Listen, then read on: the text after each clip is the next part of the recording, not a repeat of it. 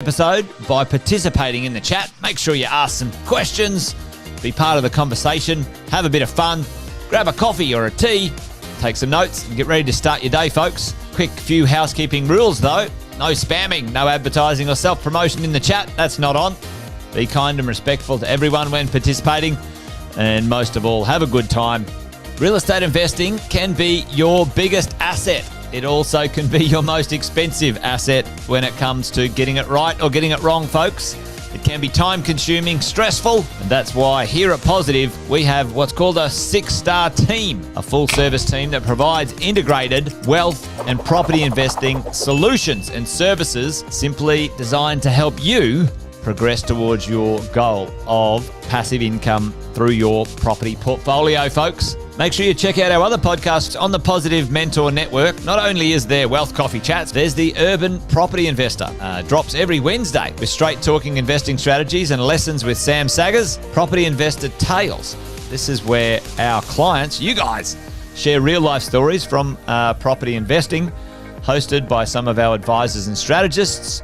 And that's done every fortnight, dropping every Monday. Wealth, Wine and Wisdom, folks, that debriefs the week that was in the world of finance and property, hosted by yours truly, Jason Witten and Andy Fenton on Fridays. Wow, never saw like that. Stash, you fuck flow well under some coke. Right, team, good morning. I think we're on. I think we're live. Thought there was another video coming there, but never mind. Welcome to another Wealth Coffee Chat, Wednesday morning. Here to talk all things property management, team. I'm going to just allow a minute or so for a few others to join us here today. Hope you're well, wherever you're tuning in from. I'd love to say I'm tuning in from sunny Queensland today, but no, down in Melbourne this week.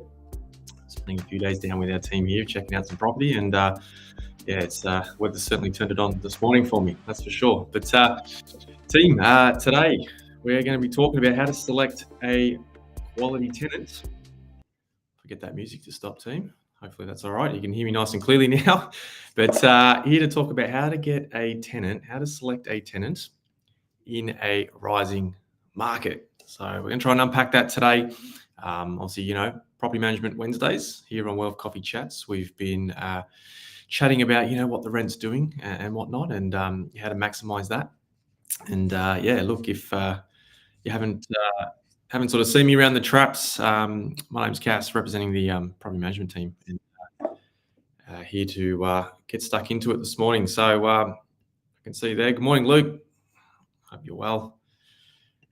And Kevin, all the way from Lakeland, Florida. There you go. Not sure what time it is over there, Kevin, but good on you for joining in. But team, this morning, how to select a tenant in a rising market. Thought I'd throw it out there to you guys and just see whether anyone here today has had a story or an experience recently in relation to potentially a bad tenancy. What is a bad tenancy, right? Bad tenancy could look like, rental arrears, damages, place not clean, all that sort of stuff that comes with this thing we call property investing when we don't get it right. So team, if you've got a story, good morning, James. Thanks for coming along. If you've got a story, team, put it in the chat for me. Let me know what happened, because a quick story from me a couple of years back. I got called into a client's property, suburb north of Brisbane. We jumped in there. We weren't managing the property at the time, and what we found was about what turned out to be, $18,000 worth of rental arrears, damages, the cost it took to rectify the property and get it back to the standard to obviously go get the next tenant. And one of the main things that contributed to that $18,000 of loss of income, let's say, was there was a lack of application, tenant screening process and framework around it. I can certainly tell you, team, 13 years in this industry, the amount of times I've had tenants, whether it was my portfolio that I was looking after or teams, when tenants are vacating and for some reason, we don't always get a rental reference request from, the new agents or wherever perhaps those tenants are moving to. And it's interesting. We've got this significant asset, right, in our portfolio, right? The consolidation phase, the holding phase of your journey. And for some reason, property management teams, agents, even owners that self-manage, are just not doing the due diligence before they put someone in their property, which is interesting. I wonder why. Not too sure, but what I'm here to share today over the next sort of 10, 15 minutes, team, is a bit of a framework for four pillars that we work on with the team to help you guys select a quality tenant. And in a rising market, we can be more inclined to just take the first application. In this rising market, we've got, for the most part of Australian investors right now, they'll put a property on the market. They're getting significant traffic through, significant amount of applications. And, sometimes we don't want to lose those applications, and we just go get the first one, right? We try and secure someone as quick as possible. And speed to market is important, right, team? Speed is important. But, it's kind of quality without quantity, right, sometimes. So, team, no one's got a story for me in the chat. I haven't seen anything come through, team, but that's a good thing if you haven't had a bad tenancy. But certainly just tracking back to the one I mentioned, $18,000 worth of loss of income for this particular investor came back down to the tenant screening process. So, I thought we could chat about that today. And so, team, if you've got an idea for me this morning on how we can screen new prospective tenants into the marketplace, drop that into the chat for me. When an application comes through, team, what are we looking for? Let me know in the chat. What are we looking for? Good morning, Bunty. Good to see you again. And Alison's in the house. Good to see you, Alison. Hope you're well. Because I know one of the stories, if that pops up on your screen, there you go. I'll tell you what, if you don't have the if you don't have the right framework in place, team, around tenant screening, you could potentially be like this by one of these guys here, having a pet pig into your bathroom in your rental place. That sounds like a story to share another day potentially, but took months, as they say, and lots of loss of revenue perhaps to get it fixed and re-rented. And that's the issue, team. We don't want to put ourselves in a situation to create more stress, to take up more of our time, and ultimately, loss of revenue. So, team, 4 pillars to put yourself in the best position possible to select a great tenant in a rising market when you've got a lot of people. As we said, it's a competitive market out there. Number 1, rental references, right? Like I said before, for whatever reason, team, sometimes this doesn't happen. Our vacating tenants are not getting checked.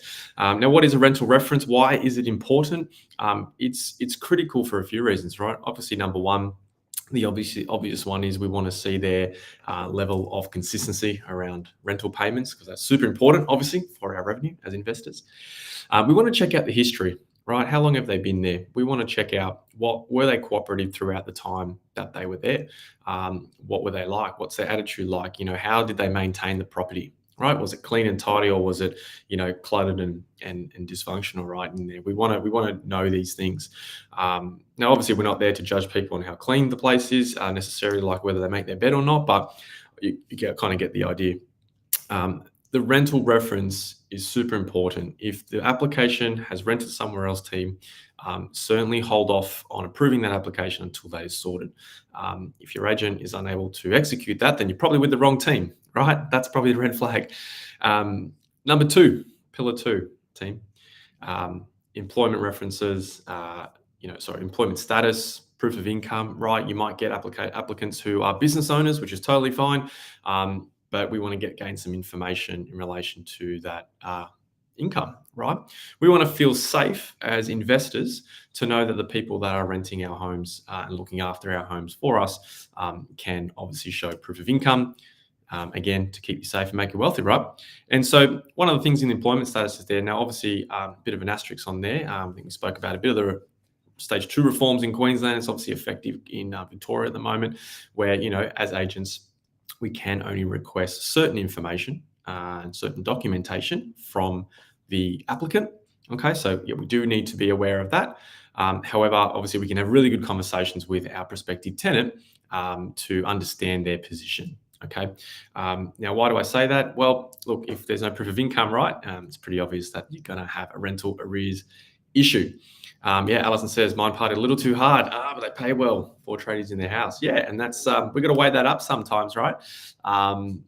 Things do happen, right? We hold property for 10, 15 plus years. Things do go wrong, right? Things do go wrong, as Alison's experienced.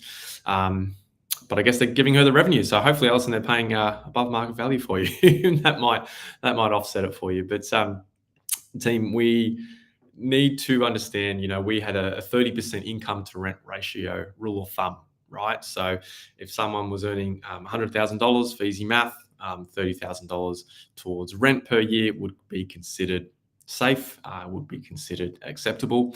What does that look like now in 2024 when we've had significant rises in cost of living, rents, everything else, team? Because we're certainly fighting for a piece of the pie, right?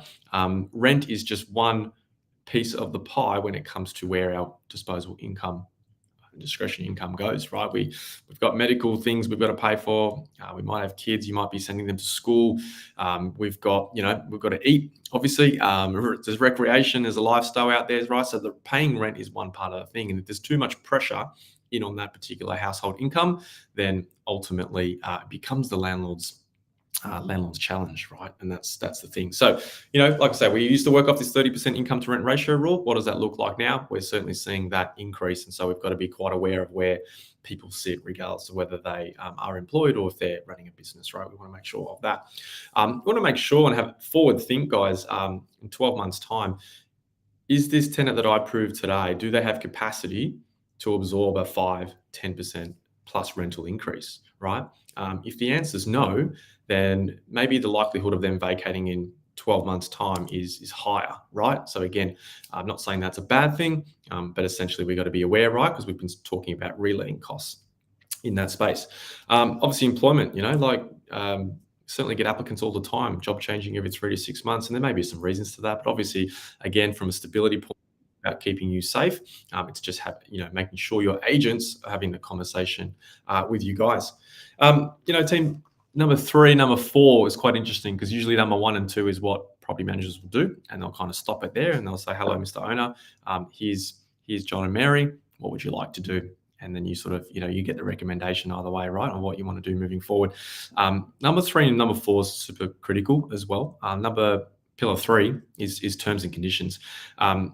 If your property is vacant today, would you rather, accept someone moving in within the week, or should we wait 4 weeks for them to come in, right? Now, you could accept, obviously, the person moving in 4 weeks' time. But again, loss of revenue for the next 4 weeks is real, right? It's real for your back pocket. So again, just really understanding the terms and conditions of the applicant, because I can tell you, team, when people fill the applications, they are in a rush. It is a stressful situation. They are looking for multiple property, and on a Saturday, you can imagine, in this market anyway, and you can understand that they are just trying to get that application in as quick as possible. So we want to vet that application to make sure that the tenant also knows what they're submitting. So obviously looking at the rental price, right? Are they offering you market rent, or are they trying to negotiate something, right? So what does that look like? And then short leases, long leases. There's been some conversation at the moment about, should I take a 6-month lease? Now, basically every state and territory in the country only allows you to do a rental increase every 12 months. In some cases, must be 12 months from the last rental increase. WA, I said about 2 or 3 weeks ago at mentoring for those that were there, the only state that are doing every 6 months. I just read an article 2 days ago, they're moving, right? They're going to align with everyone else and move to the 12-month annual increase. So is there benefit now to the shorter term lease? Maybe not, right? So we need to think of these things and how our revenue is affected by that. So terms and conditions, how we negotiate that, pulling that deal together, super critical. Don't just accept what's on the paper. And number 4, team, something I like to just call, like, how suitable is this tenant, right? Suitability. When we talk about that component, like, what does that actually mean? How suitable is this tenant for my property today in today's market? And are they suitable moving forward? And I talk to a lot of clients in this space around this stages of life. To give you an example, you have a two-bedroom, a one-bedroom, two-bedroom apartment in a city. You might be renting that to a professional couple, let's say. Now, that professional couple might be 25 to 35. At some stage, we see a lot of the time, not everyone, but a lot of the time, those couples will look to upgrade into townhouses, into homes. They might have a kid along the way. They might want to get a pet, so they want a bit of a yard for the dog to run around in. So stages of life is something for us to be aware of, so we can forward think, what's the likelihood that this tenant would leave, right, and vacate in 12 months' time. Because what we know, team, is the longer your tenant stays in the property, the less wear and tear there is on the property, right? The less cost there is to you, right? It's just about obviously keeping you safe and making you wealthy in that space. If you've got a family home, 4-bedroom, out in the suburbs of wherever your properties are, we know the demographic of tenant is going to be a family, right? Mum, dad, 1, 2 kids, pet dog running around the back, right? These sorts of things, are we going to attract 4 students renting into that place? Now, for Alison's point before, she's got 4 tradies in their house. Now, I don't know where that property is, Alison, so forgive me, but, that might be a place where there's a lot more tradespeople in that space. So it's a good point to make, because we just want to understand, and the point is understanding the demographic of the tenant profile in your marketplace, right? It's super important, so we can understand what is right, what is not so right, and again, protecting yourself in the best possible way, team. So 4 pillars today. Rental references, please check it with your property management team. We don't want to see any applications coming through the door without that. Alison says, Warner, yeah, cool. Awesome, Alison. Good work. And so, yeah, pillar number 1, rental references, team, get it checked. If it's not checked, move on to the next one, right? Number 2, employment status. Might be business owners, right? Checking income, things like that, revenue. Super, super critical, team. What I say to clients is, if you showed me that tenant, you showed me that application, I'll show you a future. That's kind of how it works, team. In this space, you show me the application, level of that application, the quality of that application, and I'll show you a future over the next 12, 18 months. Too many times we've, seen people skip that and put themselves in unfortunate situations, right? Number 3, terms and conditions. Check what that means to you in terms of that lease. And of course, how suitable is this tenant now? And is this my tenant of tomorrow? So team, I'm running out of time. Hopefully that has helped give you some framework. It's just something I've seen, in the marketplace a little bit at the moment in this rising market. It is competitive. We all understand that. So team, what I thought, for Property Management Wednesdays, if you've been listening in, you're liking what you're hearing, if you've got any topics, questions, things you guys would like to understand or unpack through this thing called property management, my email address is coming across the bottom of your screen, and please drop me an email. Let me know what you'd like to learn about, what you'd like to understand from a property management perspective. I'd totally love to grab some topics and some ideas off you guys and come to you on a property management Property Management Wednesdays and have a chat.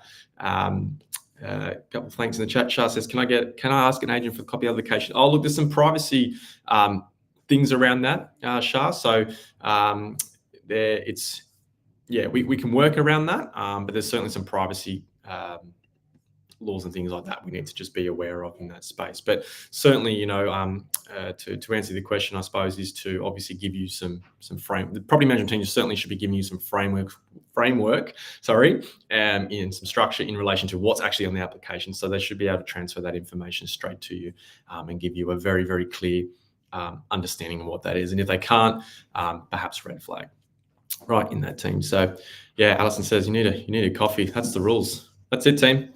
Alison's right. Grab a coffee. Thanks for jumping on a Wednesday, team. Like I said, anyone want to know anything more, please drop me an email. Let me know some topics, team, and we'll come back next Wednesday and do it all again.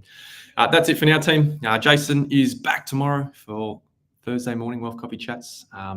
Look forward to jumping on. I'll see you all then, team. Have a nice day.